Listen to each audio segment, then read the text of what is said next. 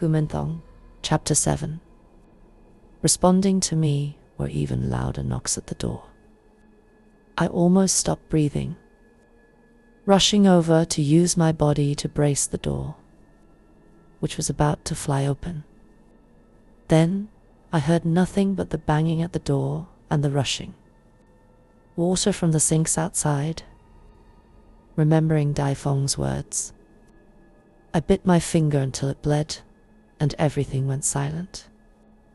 Sitting down to regain my composure, I muttered, "It's just an illusion. No, I'm fine. I need to get out. I can't stay in here forever." I placed my hand on the door handle again, turning it gently, trying not to make a sound. But as soon as the door creaked open, I panicked, covering my mouth with one hand to stifle a scream, and slammed the door shut with the other. Through the gap beneath the door, a face, crushed, deformed, and blooded, was trying to squeeze inside. The space between the door and the floor was too small for the face, making it even more grotesque as it tried to push its way in. My mind went completely blank when I saw, on that horrifying face sprawled beneath the door, one eye, flattened, nearly popping out of its socket. Yet it was still staring at me. I tried to calm myself down, but it was futile. My entire body shook as if I were standing in the freezing cold of the Arctic. My limbs were completely numb. After a while, I grabbed the spray hose and sprayed the bloodied face. After a furious growl, it finally left. Only then did I hear someone opening the outer door and stepping in. From the conversation, it seemed like to nurses. I snapped back to reality, carefully opened the door, and stepped outside, my legs weak. One of the nurses looked at me with slight surprise, smiled awkwardly, and asked, "Why are you showering so late?" I forced a smile and replied, "It's too hot, sister." A moment ago, I overheard the two nurses whispering about someone with rabies who had escaped. Could it have been that person I just encountered? And they said something else. Either way, they'll die soon. Don't know why they bother running. People with rabies are usually recommended for cremation instead of burial.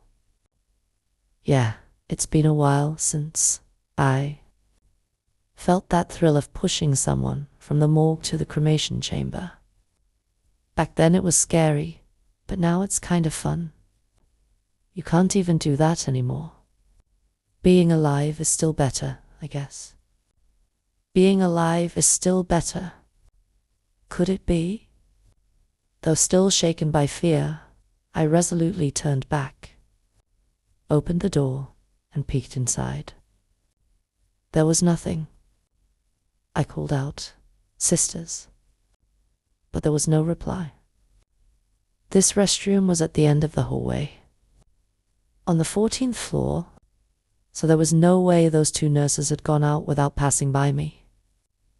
I turned quickly and ran, not knowing where I was headed.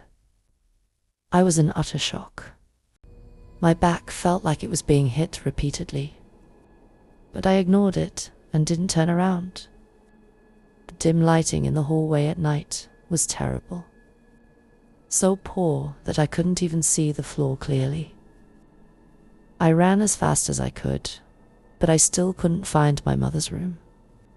When I finally felt my body slam into a wall, I knew I had reached the end of the corridor. I still didn't dare to turn around. Suddenly, I heard something, like water. Water? How is there water in the hallway? I wondered, unsure what kind of water it was. Unable to resist my curiosity, I slowly turned my head to see what had been behind me this whole time.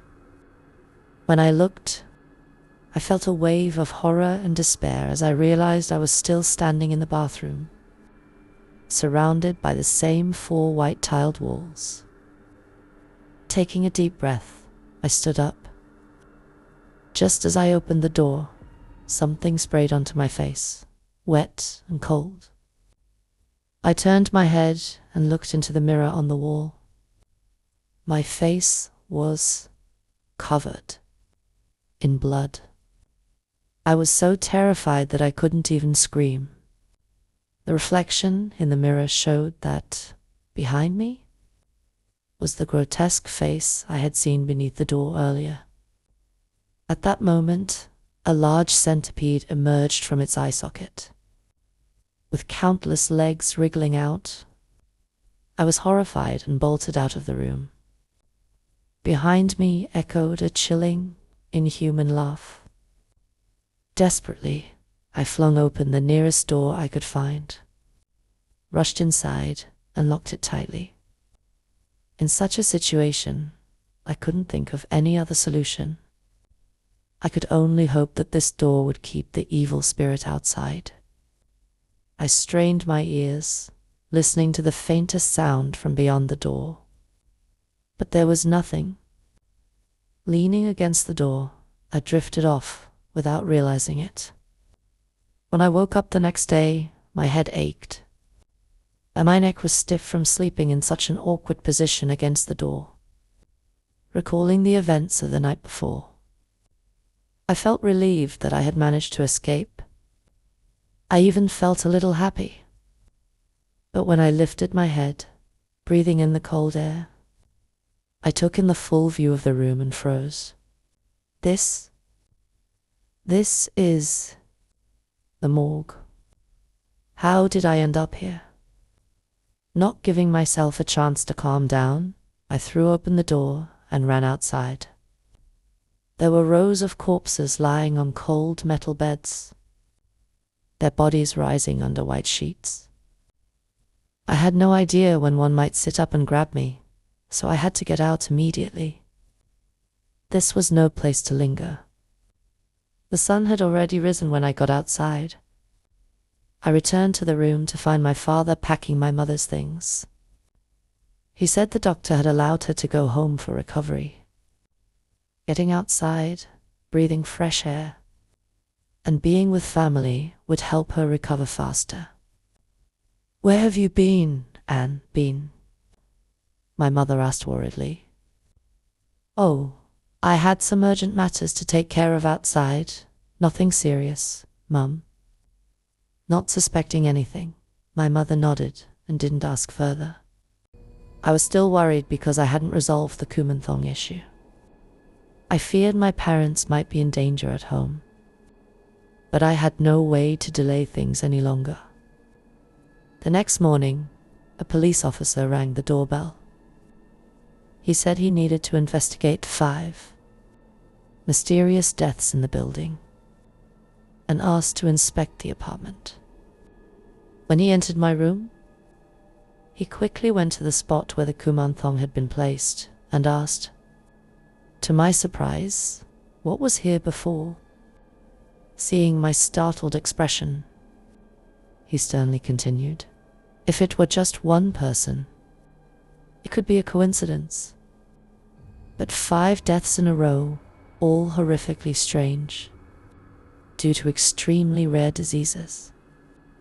There's definitely something unusual. You should cooperate with the investigation." Hearing that, I decided to tell him everything that had happened. Except for details involving Daifeng, I didn't want to drag him into this mess. That night, I received a call from an unknown number. The caller claimed to be a former colleague and said they were waiting at the stone bench outside the apartment. When I went down, I saw that it was the secretary who had been hit by a car and had broken her leg.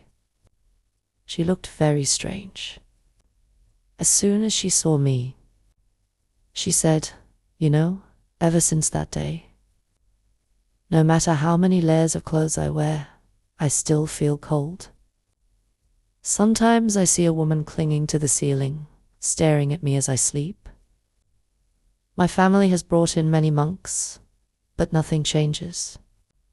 The hospital where your mother is treated for cancer is the same. The place where I saw her. It took me a moment to process what she said before I replied, "That hospital is famous." It's not strange for us to have been there at the same time. While I was taking care of my sick mother, did you hear about a mentally ill man? He's the son of a very skilled doctor at that hospital. He was in a psychiatric ward for many years and was just released because his condition had improved. He mostly talks to himself, saying things no one else understands. Immediately, I thought of someone and asked, "Is he thin, pale, and rarely speaks?" "I think I've met him." "His name is Denkoi." "Yes, that's him." "I don't think he's mentally ill at all. In fact, I think he might be able to help me get rid of the unclean spirits that won't leave me alone." I followed him for a long time, trying to get his help. But he's so strange. No matter how much I asked, he never spoke. After a while, I gave up because I kept getting these overwhelming waves of drowsiness. In a day, I could barely stay awake for a few moments. And in my dreams, I saw myself committing suicide over and over again. Many nights, I woke up standing on the ledge of a balcony, about to fall. "I'm really scared, Anbin." She began to sob uncontrollably. Her once fresh and pretty face had now shriveled. And even as she cried, not a single tear fell. She could only hiccup as if she had a lump in her throat. "Oh, why are you here today?" I asked, a little impatient, because I still had things to do upstairs. Sensing my mood, the secretary, named Hang, said, "If you're busy, it's fine. I'll come back another time." I said goodbye to Hang just as Dai Fong arrived, bringing along the yellow dog from before. I was a little wary because the dog seemed quite aggressive. Sensing my unease, Dai Fong laughed, scared. "Don't worry, he's gentle. Have you ever heard that dogs can see ghosts?" "Why do you ask?" "I've heard that dogs bark at ghosts. Only they can see them. To us, it looks like they're barking at nothing." Dai Fong chuckled. "Normal dogs only see ghosts. But my little tiger has divine energy that makes ghosts and demons flee as soon as they smell him." Seeing the dog glaring at me as if I were some lowly mortal, I teased, "Yeah, right. A dog with his tail sticking straight up like that. Why doesn't he put it down to cover his butt? Some divine dog." As soon as I said that, the dog turned to me, eyes wide, baring his sharp fangs as if to threaten me. I quickly put on a placating face and hid behind Dai Fong. "Since you left, 10 dogs have mysteriously died in this building, one after another. Could it be that after being kept for so long, they turned into spirits and started harming people, so they were eliminated? But never mind that. I brought little Tiger to chase them away." I shuddered as I remembered the strange sensation of something licking my feet over the past few days. When I looked down, there was nothing there except some liquid that smelled like dog saliva. Suddenly, I glanced at my feet. But luckily, all I saw was little Tiger sniffing toward the apartment, looking excited as if he had caught a scent. We entered the elevator and pressed the button for the 16th floor. For some reason, it stopped on the 10th floor. When the doors opened, I clearly saw the shadow of a dog rushing out, only to be yanked back immediately by two tiny hands. The dog let out a terrifying howl. Little Tiger tried to run out, but Dai Feng held him back, saying it wasn't the right time, and quickly pressed the button to close the elevator doors and continue going up. I was curious, but didn't dare ask. I only tentatively said, "Maybe I've been so scared lately that I've developed a split personality. I keep seeing strange, terrifying things that aren't human. They scare me to death. And lately, I feel like I'm constantly being watched. My back feels heavy, as if someone is clinging to me, breathing on my neck. I'm so scared." There was no response. When I looked up, I couldn't see Dai Feng or Little Tiger anymore.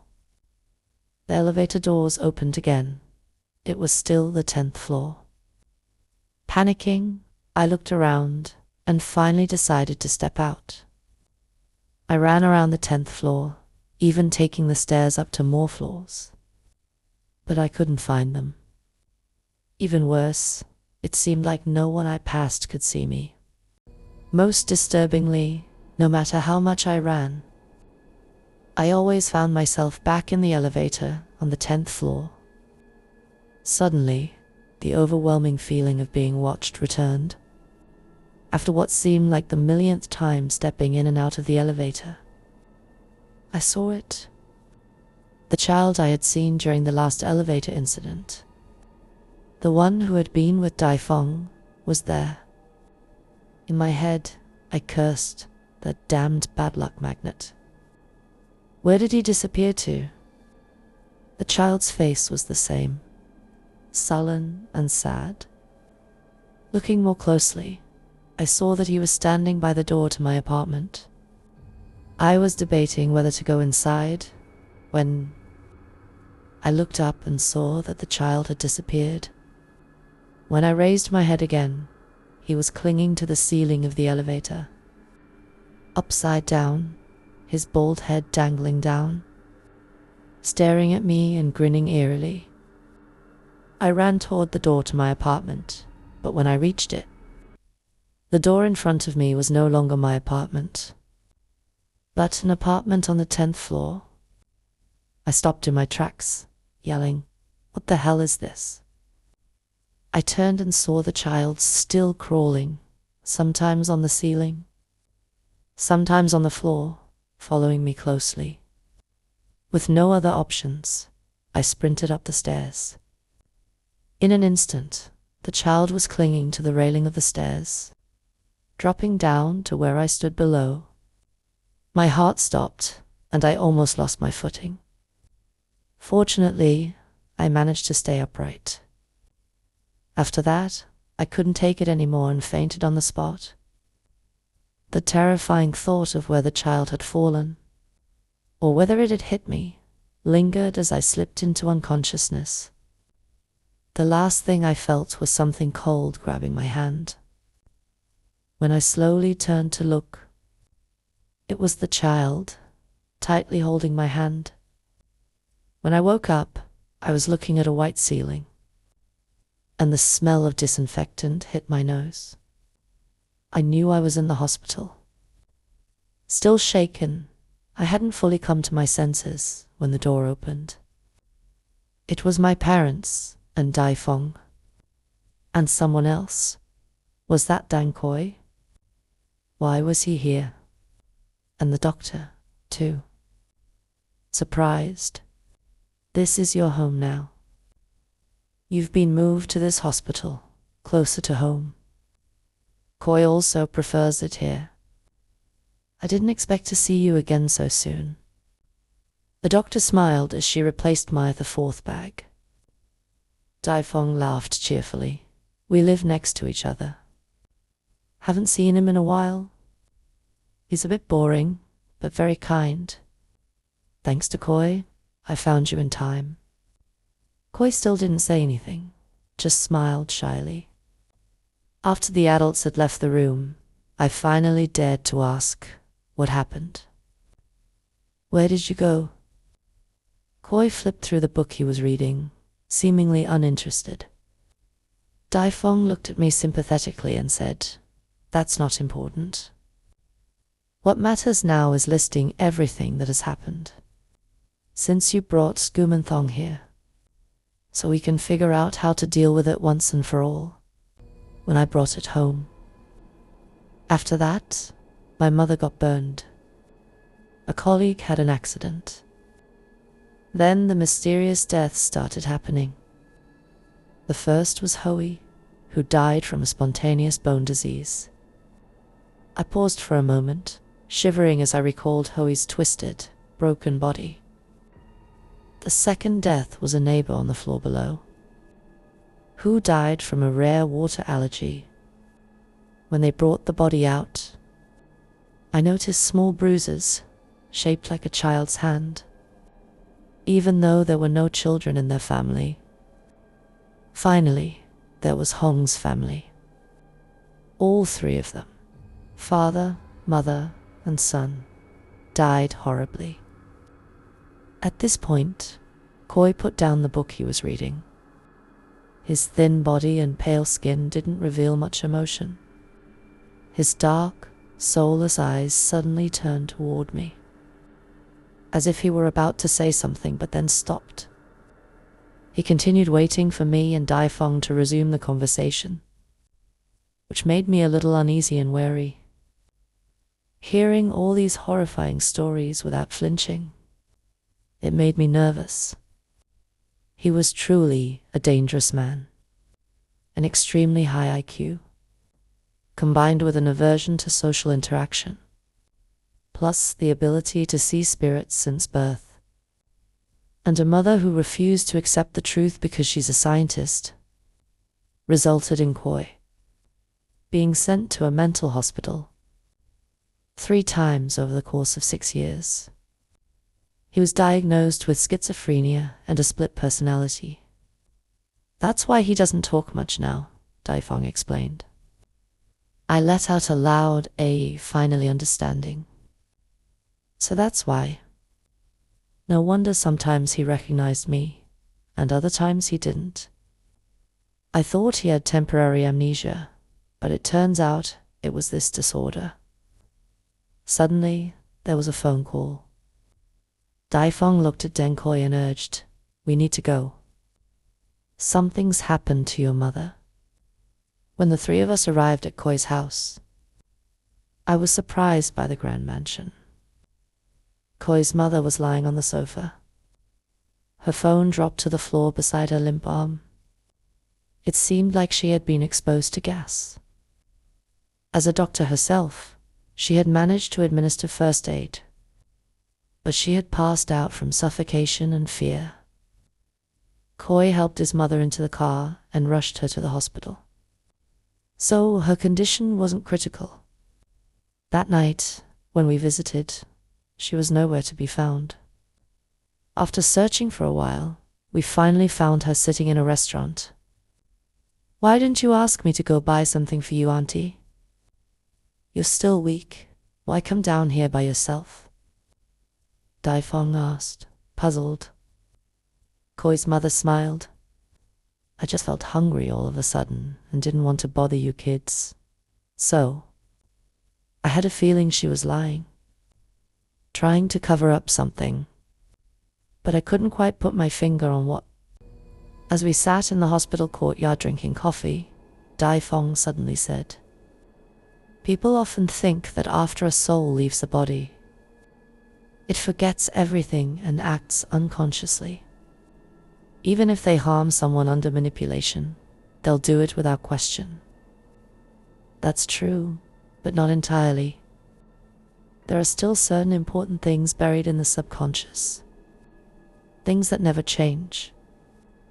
I added, just for fun, "That reminds me of a story I once read, about a boy who loved a girl so much that whenever he had something delicious or good, he always gave her the best or the tastiest part. When a zombie apocalypse hit their village, The girl hid in fear inside a sturdy, abandoned house. But a zombie, feasting on a corpse, spotted her.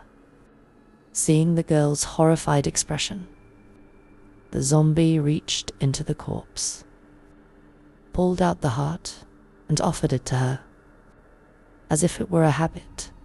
But what does that mean? Dai Feng just mumbled something, reminding me not to be alone or too close to Dan Koi when he wasn't around. Thinking he was jealous, I laughed to myself and was about to tease him. But before I could, he dragged me up and hurried me home, as it was already late. When we reached the hospital gate, we said our goodbyes and went our separate ways. On my way home, I realized I had left my phone in Koi's mother's room. I had no choice but to go back. In the room, there was no sign of Koi's mother, only Koi, sitting there, quietly reading the same book as before. I knocked on the glass door a few times. Koi got up and opened the door. I smiled and said, "I came back to look for my phone. I left it somewhere. My memory has been awful lately. Sorry for disturbing you at this hour. By the way, where's your mum?" Koi didn't reply, just opened the door wider for me to step in, then immediately closed it, returning to sit on the bed and continue reading, completely ignoring me, leaving me to search for my phone. Where could it be? I swear I left it on this table earlier. When I put it down to stir the sugar in your mum's orange juice, remember? Seeing Koi unresponsive, I stood in front of him, trying to look him in the eye, and said loudly, "Hey, have you seen my phone anywhere? Or did your mum take it?" Suddenly, the lights went out. It seemed like a power outage, but after about a minute, the lights came back on. Where did he go? He was just here, I muttered, starting to feel nervous as I recalled the unsettling memories of the days I had spent in the hospital with my mother. Turning to leave, planning to come back tomorrow to search for my phone, I froze and screamed when I saw Koi's mother's face pressed against the glass door from outside. Her eyes were filled with fury, and her mouth was moving, yelling, but I couldn't make out a single word. It was bizarre. The soundproofing of the glass in this hospital wasn't nearly good enough to block out someone shouting so furiously that the veins in her neck were bulging. Yet I couldn't hear a thing. I could only hear footsteps. At first, I thought it was Koi, and I was about to open the door and run out. But just as I reached for the door handle, I hesitated. Something wasn't right. If that was Koi, why was his mother still standing there, pressing her face against the glass, screaming at me like that? Sweat poured from my hands, and I wiped them on my pants, rubbing them together to calm myself down. I grabbed the cold metal handle, thinking of the bathroom and the female ghost from before. I was genuinely scared. I had no idea what was behind that door. Why Koi's mother was acting so strangely. Was she possessed? What should I do? Before I could make sense of it, the handle turned sharply from the outside, and I instinctively pulled my hand back. It was Koi's mother who opened the door. As we stood face to face, I heard someone shout, "Run!" Was that Koi's voice? Whoever it was, I shoved his mother aside and ran. After a while, when I saw no one behind me, I stopped to catch my breath. But then the voice echoed in my head again. "Keep running. Hurry." I muttered to myself, "What is going on?" Am I dreaming? Then, out of nowhere, something slammed into me with incredible force, pinning me against the wall. I coughed a few times, feeling like my insides were being crushed. Just before I lost consciousness completely, a blurry face appeared before me, illuminated by the faint light. It was Koi's mother, and behind her was the familiar small figure of him, staring at me with a cold, eerie smile. The grip around my neck tightened, and I could no longer fight back. Tears streamed down my face. In that moment, all I could think about was my mother. She hadn't fully recovered yet. If she found out I had died, what would happen to her? When I opened my eyes, I found myself lying in bed. In the bed next to mine was Koi's mother, still fast asleep. I was both scared and confused, unsure what was real anymore. Because if everything had just been a nightmare, it was far too vivid and far too long. I also began to question Koi's true motives for helping me this time. As if sensing my doubts, Koi said, "It's good to be suspicious. I really don't have the habit of helping anyone, unless I have a reason or a goal. But once I get involved, I give it my all." Looking into the deep, soulless black eyes of Koi, I wasn't sure if I could trust him. And his mother, too. She seemed far more complicated than she appeared. I was certain that both mother and son were hiding something from me. Kumanthong Chapter 8. My mother said that Koi's family used to live in the same apartment building, on the 10th floor. Then they moved away, and no one knew where they went. It wasn't until she was hospitalized with a brain tumor that she saw them again. The family that owned a Kumanthong, which caused disaster and then suddenly disappeared. The one that Daifeng had mentioned was actually Koi's family. According to Hang, my former colleague who had the accident, it was only after a long time in the hospital that she stopped seeing ghosts and spirits tormenting her. When I heard this, I initially thought she was dealing with some psychological issues. And after a while, thanks to her belief in monks or some effective treatment, she had naturally recovered. But now, after witnessing the strange behavior of Koi's mother, I couldn't believe what I had experienced was just a dream. I also couldn't believe that this family wasn't involved in all the strange occurrences that had been happening. The only thing I didn't understand was their motive or the method behind it all. From what I could guess, when Koi's mother noticed that Hang was getting too close to her son, she probably used some trickery, adding something to Han's treatment, causing her to sleep excessively and have continuous hallucinations. To this day, I still vividly remember the strange look in Koi's mother's eyes when she caught me standing near Koi, and how she asked, "Do you two know each other?" After I met Koi and started trying to figure him out, my own nightmares began, just like Hang's. There was no coincidence here. Clearly, Koi's mother didn't want anyone getting close to him, but why? My parents didn't pay much attention to other people's affairs. Most of the neighbors who had lived in the same building as Koi had moved away. In apartment buildings like this, people tended to keep to themselves. After asking around, I still couldn't figure out why Koi's family had moved.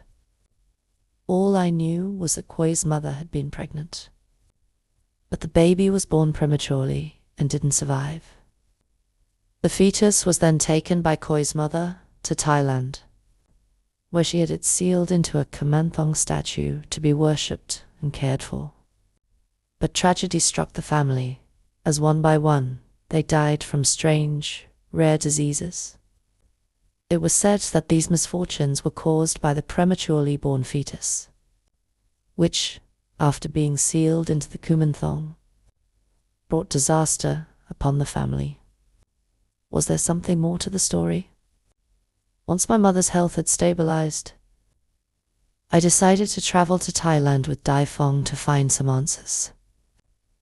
We went to the shop that sold kumanthong and asked the owner about the origins of the kumanthong I'd purchased. Following the directions he gave us, we traveled from noon until late afternoon. In front of us stood a large temple with a unique architecture.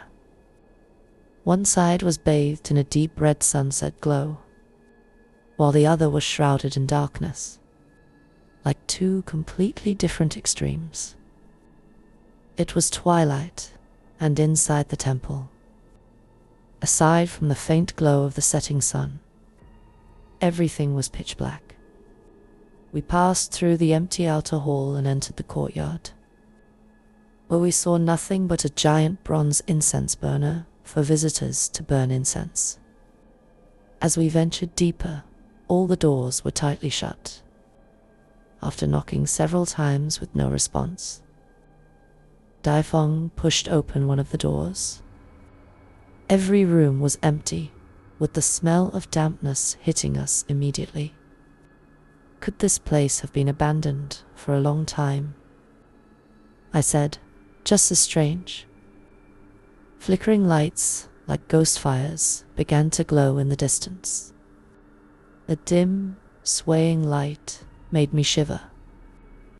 Dai Fong reassured me, "Don't worry. It's probably just someone lighting oil lamps." Who still uses oil lamps these days? Temples like this prioritize frugality. They might have a limited budget. Judging by how old and dilapidated this temple is, I doubt it gets many visitors. If there are lights, there must be people. Yeah, thank goodness. I thought this was a wasted trip. Beside the crumbling building was a small alley leading up the mountain. The faint light from that direction made me uneasy, so I suggested, maybe we should head back and come again tomorrow. But Dai Fong didn't seem to hear me and kept walking toward the light. I had no choice but to follow him, pushing through the tall grass until we came upon a row of wooden houses at the foot of the mountain. The monks were preparing their simple evening meal on a long wooden table inside a communal dining hall. When they saw us, they looked momentarily startled and surprised. A young monk came out to greet us and invited us inside to share their humble meal. We were exhausted from the long journey, so we didn't refuse. After we had eaten, we were shown to a place to rest. We asked to meet the head monk, but were told we'd have to wait until the next day, as the monks here went to bed early. I didn't want to disturb anyone, so I nudged Dai Fong, signaling that we should go to bed and continue tomorrow. The next morning, when the head monk saw the kumanthong I had brought, he didn't immediately address it. Instead, he began explaining, some families, after losing a child, are so heartbroken that they don't want their child to leave. They seek out masters to seal the child's soul into a pendant, so that when they wear it, the parents feel as if their child is still with them. At first, it was used as a kind of spiritual remedy to soothe the grief of parents. But as the demand increased, it became more corrupted, gradually dividing into two factions, light and dark, good and evil. The person who created this kumanthong is dead. Dead? Why did he die? How long has he been dead? And this kumanthong, is it from the light or dark faction? Is it good or evil? I asked anxiously. the head monk slowly continued. The man who made this was not a monk from this temple. His family was one of the first generations to create Kamanthong. Unfortunately, they were cursed with a short life, and each generation had only one son.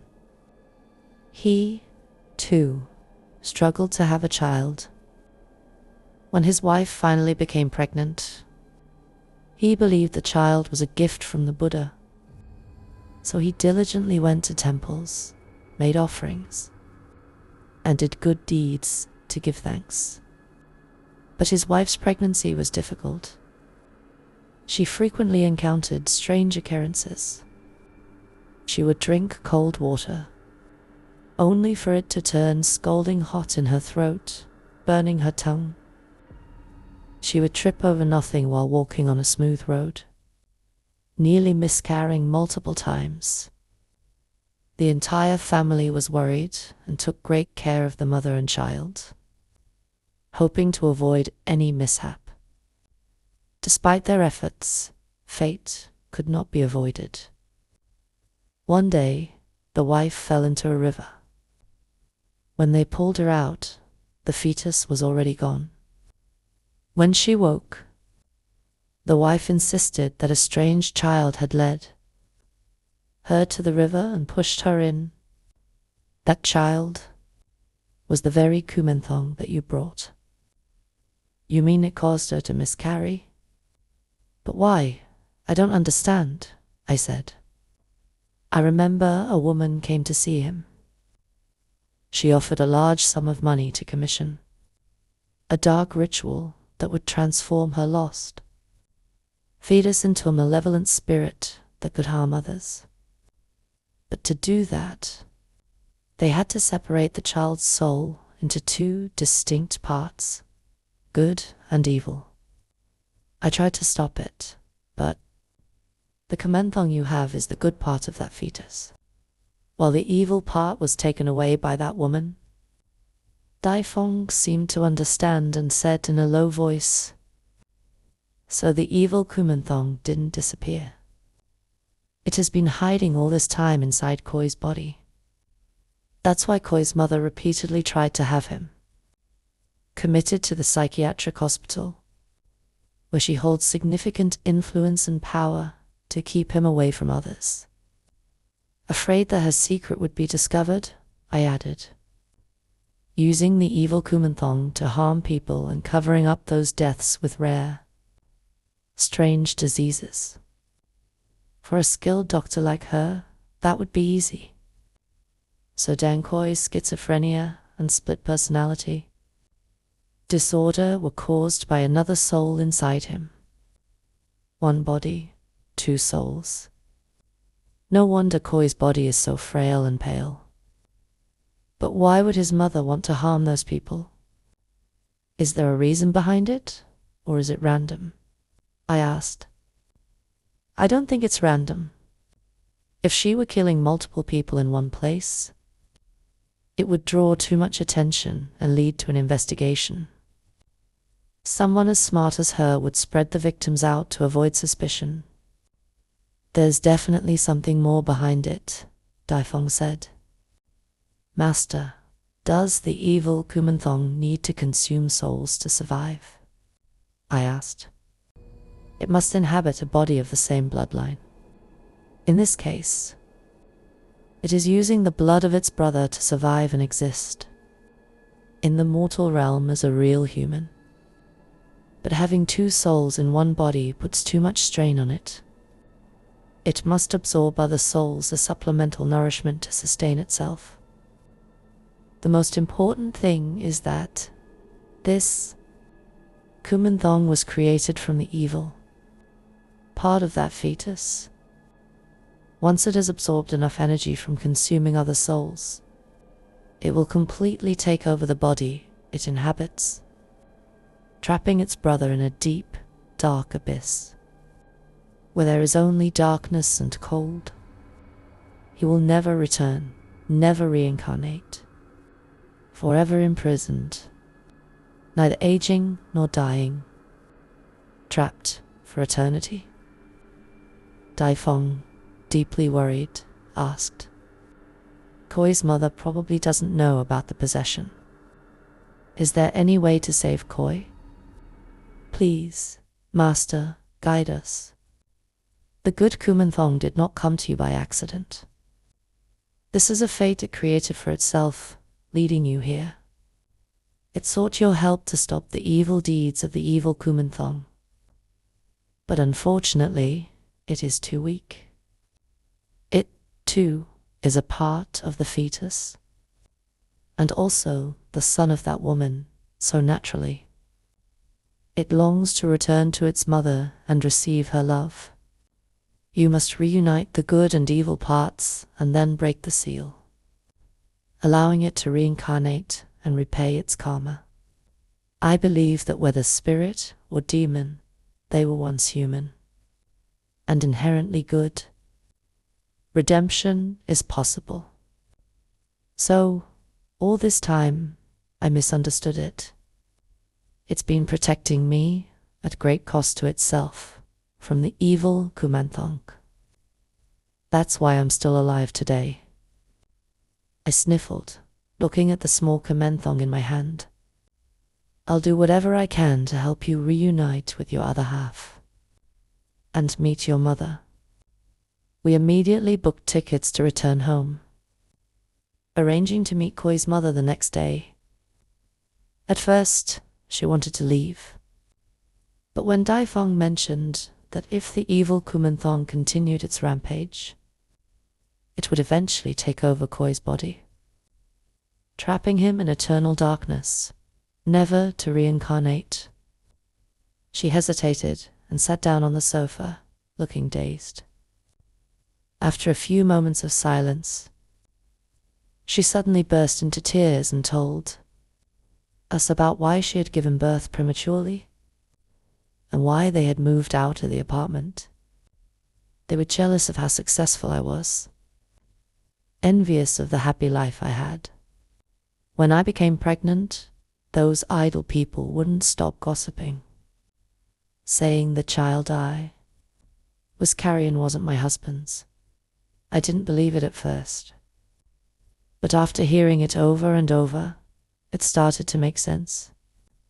My husband didn't say anything, but he became more distant and cold. Family dinners were silent and tense, with me sitting at the table, waiting in vain for him to come home. The pressure from work and the sorrow of a once happy marriage now destroyed by rumors. I couldn't bear it, and that's why I gave birth prematurely. Haidang was too weak to survive, and the pain was unbearable. My husband's family showed no sympathy. Instead, they stirred up more trouble, trying to drive a wedge between us, urging him to leave me. At this point, Koi's mother's face twisted with anger, her eyes burning with hatred. That's why Haidang and I took revenge on all of them, from my husband's family to those who spread rumors and caused trouble at their apartment. They killed my son, and not only them, their children too. They all had to die, offering up those evil souls to Haidang to keep him alive. It was all just karma. What's wrong with that? By doing this, I can have both Haidang and Dang Koi. I don't have to lose either of them. Your Haidang is only left with cruelty and malice. His good side is completely gone, leaving him unable to understand love or family. He doesn't even recognize the wrongness of taking his brother's body to live again, and with all the people he has helped you take revenge on, with all the souls he has consumed, he's only grown stronger. Dang Koi's life is in grave danger. Once he fully transforms into a demon, it'll be too late. You need to think carefully. It's time to let go, I urged her. Koi's mother didn't entirely trust our words and didn't respond. Seeing this, I asked, "There's a child who really wants to meet you. Do you want to meet him?" With a puzzled look, she watched as I took the kumanthong out of my bag and placed it on the table. "Place your hands on it. Hold it close to your heart. Close your eyes and see if you recognize who this is." After a moment of hesitation, Koi's mother followed my instructions. She carefully placed both hands on the kumanthong and did as I told her. I don't know what she saw, but even with her eyes closed, tears started streaming down her face. As I watched her, I thought about the little kumanthong.